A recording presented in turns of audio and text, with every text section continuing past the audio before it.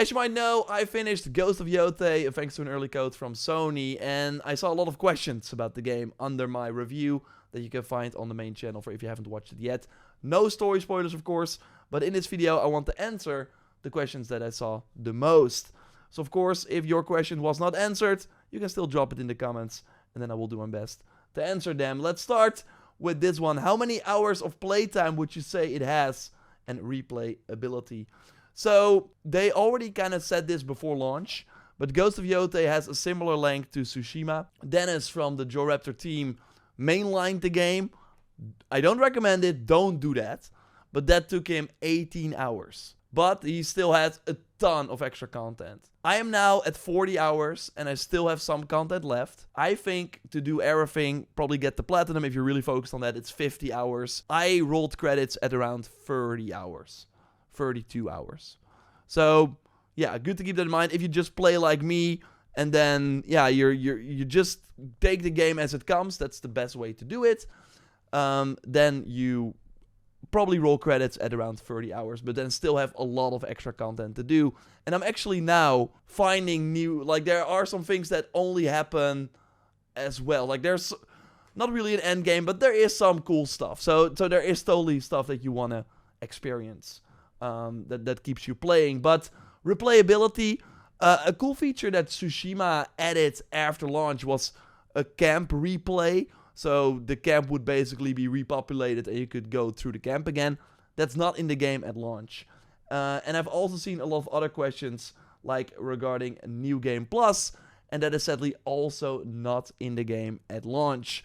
So I really hope that they maybe share a blog post at launch or talk about it soon where they're like, yo, we're working on these features. The loadout system that was added to Tsushima later on is in the game.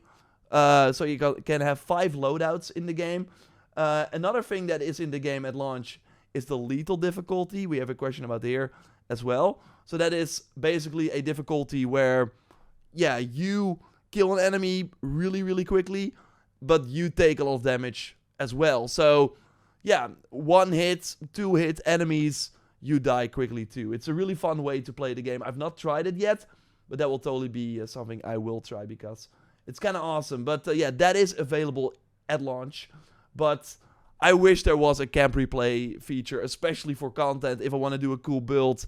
Right now, I have a lot, like, I'm doing all the content. I only kind of have the camps left because the moment I complete the camp, I cannot do it again. And there are not a lot of patrols in the world. So that kind of sucks. I do hope they add the feature very, very soon, the camp replay. So I also saw this comment and I thought this was very interesting. So all of a sudden Ghost of Tsushima is repetitive, has only a handful of encounters, yet reviewers gave glowing reviews and never mentioned these issues. So I think it's always fun when starting a sequel to go back to the review for the first game.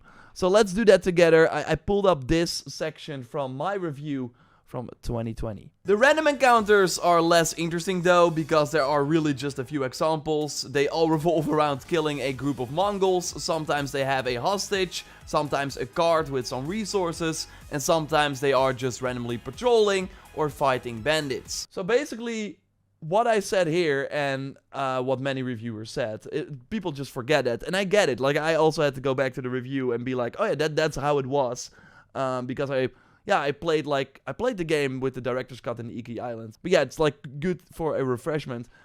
But yeah, the random encounters in this game were really, really lackluster. It was really your first, like it was, you saw that this was Sucker Punch's first open world RPG type game, right? With a bigger open world than just the city that we saw in Infamous. And a cool part is that in Yotei, this is completely different. This is the biggest jump from Tsushima, because, and I'm now playing through the game again to like for the tips and tricks video, and now I kind of see what they're doing, but it's basically almost everything you come across in this world is handcrafted. There are a few patrols that you will encounter a couple of times, like they're like 2 settlers running with a horse, or like kind of going to a location, and when you talk to them, they talk about, oh, you've been traveling for a long time. You should see, you should go go to an onsen to chill out. And then you will get an onsen location on your map. And you have like some like enemy patrols. These are random. The rest is all handcrafted, all curated. Sometimes it's linked to a location that you can then later fast travel to. Like just like in Tsushima, every location in the world you can fast travel to, which is still kind of crazy. And the speed at which you can fast travel in this game is like, and you're in the game. When you boot up the game, and it's like, okay, I'm ready to. Oh, I'm already in. Oh, I wasn't even ready to play yet, but the game has already loaded. It's really, really great. But yeah, basically the biggest jump from Tsushima, having only the hostage, having only the Mongol patrols, and seeing them over and over and over again with the same dialogue and stuff, it's not here. Every encounter, almost every, apart from the 2 I mentioned, is handcrafted, has different dialogue. I love going to the returning activities, so the bamboo strike. I never really liked the bamboo strike in the first game. Here I'm excited. Okay, what's gonna be the story that I encounter here? What twists are they giving? Even the onsens have like twists. So it's just really, really well done, and I just cannot wait for you to experience that for yourself.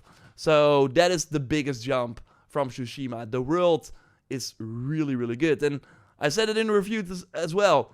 I dare to say it. It comes close to Red Dead Redemption 2, and that's crazy to say. That's of course crazy to say. So we have a question. How is the customization? Is there a good number of armors? There are 12 armor sets in the game that you can earn. I think it's a good amount.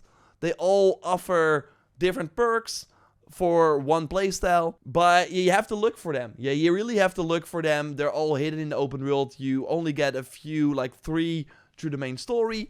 So that's not a lot. And yeah, they all look awesome. They change again when you upgrade them. So that's very nice. My gripe with it is that, like, I wish, coming from Assassin's Creed Shadows, yes, I will compare the game to Shadows, don't worry, in a moment. I do wish you could, like, mix and match a bit. Right now it's really, okay, you are either the archer, you're either the melee fighter, or you're either the stealth character. I wish we could mix and match. I wish I could put the perk from the ranged build that upgrades my arrows on a stealth armor. So, because ranged is actually the best stealth in this game, because your arrows, nobody hears it. But then I want to have both, but I can't. So, also, there's no transmog, which kind of sucks. But, to be fair, to be really, really fair, the armor sets and the perks don't really matter that much. It's more the charms that are back that of course give these passive bonuses that are way more impactful to your playstyle. But yeah, it's basically kind of similar. Another thing I will say about customization, there are a ton of masks, and an awesome thing in this game is that what I wished Shadows had as well, if you see a cool mask from an enemy, high chance you can get it as well. So that's really, really cool. And then the dye vendors are back. So the white dye vendor, the black dye vendor. There are other ones as well. So there's a ton. You can really change your character quite a lot. The weapon kits are back. There are these pillars where you can go to that give you a weapon kit. I don't really care about them that much. They're only cosmetic. They don't like impact the gameplay or anything. But yeah, that type of customization is also in the game. Then I quickly want to touch on the wolf. We have a question here. Wait, one guy said if you fully upgrade the skill tree, you can play the song to summon the wolf. Is this true? So there is, of course, a wolf companion in the game. I don't want to talk about it too much, but yeah, he shows up, or he or she shows up in the game, and like randomly. And there are basically, the more wolf dance you do, the more befriend you get with the wolf. The more often they show up.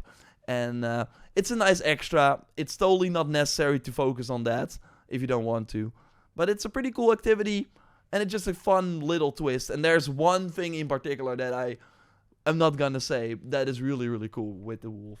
When I saw that, I was like, what the heck? So, not story related or anything, but gameplay related. How is the bounty system? Is it like AC Odyssey? So there are bounties in the game, but it's very much that. So there are actually 2 sides to the bounty system, but the core of the bounty system is basically there are bounty boards in the certain settlements, and on a bounty board you have the different targets, and then you pick, you basically get the targets, and then on your map you will see an area of the map highlighted, like highlighted text, because that is where those characters were last seen. So you basically go there, explore the area, and then find the bounty target. And yeah, comparing to Shadows, I mean, we're already doing it kind of in the video. These characters have way more personality. You're really, they have a small story, they have a cool twist, a gameplay twist. It's really, really, I love the bounty content in the game, and they're in every region. Give some pretty cool rewards sometimes as well. And then you also have the other side of it, and that is that you are being hunted by Ronin. So you can also find a poster, yeah, with your sort of thing on it. And yeah, you can remove it, you get your spirit back that you can use to heal yourself and stuff. But it's just like a fun roleplay thing. But yeah, there are a lot of Ronins in the world. Again, it's all handcrafted content. It's not like Odyssey, where it's like random. Like in that game, they have the whole mercenary system and these characters just spawn randomly. No, in Yotei, you basically run into the Ronins in a handcrafted sequence, and they are all hunting you. But it really creates a cool dynamic in all the missions, that you are going after the target, but there are also other characters going after the target. And, oh yeah, let's work together or not. And it's really cool. It's really cool. So it's not as dynamic, it's not unlimited, but it's just a part of the story in a handcrafted sense. I saw a question about the stealth compared to the first game. I have to be honest, I did not, only until much later I toyed around with the stealth. It's still very powerful. You can one-shot many, many enemies, and then critical strike the big guys, but then also upgrade it that you can insta-kill the big guys. There's the smoke bomb is back, so you can use that again, which is kind of awesome. But yeah, the bow is basically so strong that you can pick off enemies from range. There's a cool armor set that adds some cool perks to your ranged capabilities. Basically like a chain assassination, but then also throwing a kunai, so kind of like in Assassin's Creed, where you then, yeah, in Mirage we had it, of course, in Valhalla, where you take the character out with a throwable weapon at the end. So that's all kind of cool, but yeah, this is where Shadows, I think, does a better job. Nowadays, like a more fun stealth character, and also the encampments are better suited for stealth in Assassin's Creed Shadows than in Yotei. And yeah, it just for me, I never saw this game as let's do a full stealth run. I only saw it as, oh, that's nice to skip the fight and insta-kill the enemy. I do think the people that really loved stealth in Tsushima, the upgrade is not as noticeable here, sadly. So, another question I saw a lot was PC when. A crazy part about the PC release for Ghost of Tsushima was that it was 4 years later. So yeah, the director's cut on PC launched in May 2024. I think Yotei will come to PC much faster than that, so not 4 years, but it's still going to be a while. I think it's going to be maybe early 2027 if I had to guess, because that's kind of what we're seeing now. For example, Spider-Man 3 or Spider-Man 2. Like Spider-Man 2 came to PlayStation 5 in 2023, also in the September-October window, and then early 2025. So like a year and a few months later, it came to PC in February. So I think we're seeing that's what Yotei is gonna do as well. So I would say February 2027 is likely when you see the game in on PC, if I had to guess. And of course, next year we get the Legends multiplayer as well on PS5. So I'm sure that then after that, like when it launched on PC, you get the Legend multiplayer basically instantly. And yeah, I've already touched on it a bit. But how would you say Yotei fits between Ace Shadows as far as exploration, environment, weather effects, and combat? So this was a question I saw a lot. I should probably do at one point a video comparing the two. And yeah, you will then have played it as well. So that's going to be interesting to hear from you. But an easy one like the weather effects. Shadows really, like one of their biggest focuses was upgrading the engine, right?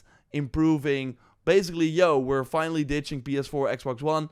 This is what we can do. And we're working on this engine because then all the future Assassin's Creed games can use all the technical advancements that we're making. So yeah, both games, technical marvels. A thing that Yotei does really well is the draw distance. You always see that big mountain or like something huge in the distance. It's very, very incredible. But in terms of the, like, what I really like from Shadows, the seasons, Yotei still has, oh, this region is the snow region. Oh, this region is the foresty, fiery region. And that's what I liked about Shadows, where, and I still think that's wild, and I hope more open world games do that, the whole map suddenly filled with snow during winter. Like, I love that seasons feature. So that's, of course, something that Shadows has over Yotei. But as I talked about, like, the exploration in Shadows, I really think it's to me kind of wild that we've had an Elden Ring, we've had a Red Dead Redemption 2, and Ubisoft is still kind of stuck in the past in terms of, yeah, exciting exciting open world activities. It's still very much the icon on the map doing the same activity. Like, all the knowledge point activities are so similar and they have no twists whatsoever. And that is what Yotei does way better. Sure, you do the same activities, but they're always slightly different.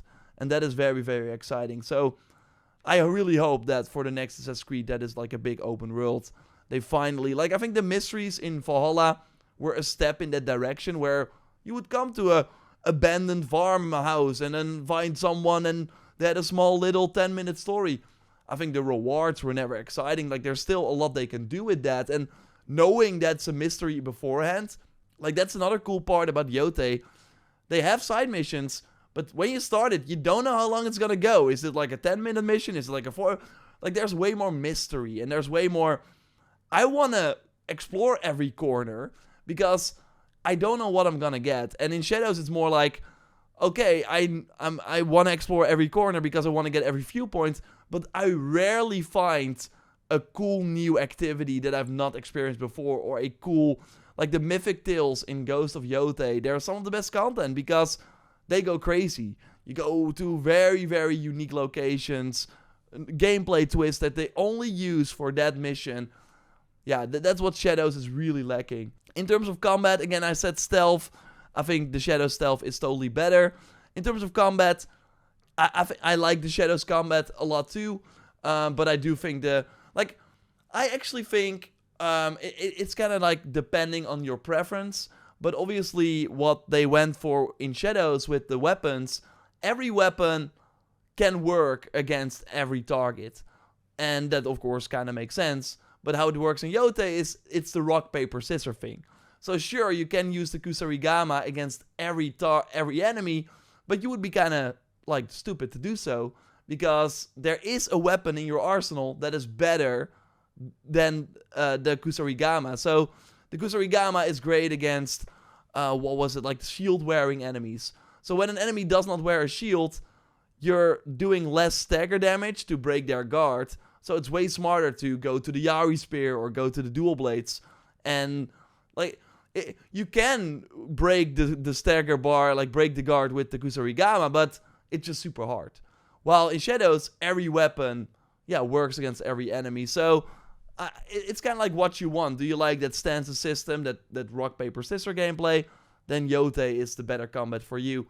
If you prefer being able to use every weapon against every enemy, how you want that, then I think Shadows will be better for you. But to be fair, the Odashi does a lot. Like, it makes a lot of stuff better. Like I said in the review, that's the big sword, because you can upgrade that to basically just be the big sword-wielding person. And I love that. So I think overall, both games are great. I really care for an interesting open world. I really want to get lost. I want to be surprised. And I kind of, like, the thing with the Ubisoft games, I love them too, but I kind of know what I can expect, right?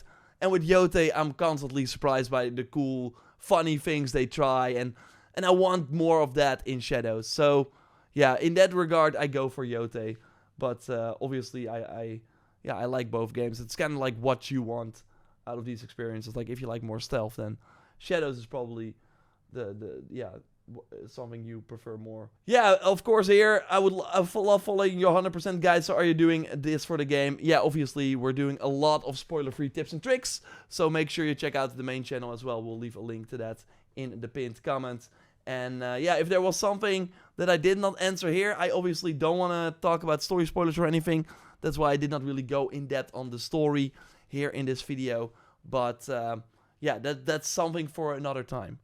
Okay, thanks for watching. Subscribe and check out the review if you haven't already by clicking on the screen. I will speak to you soon. Goodbye.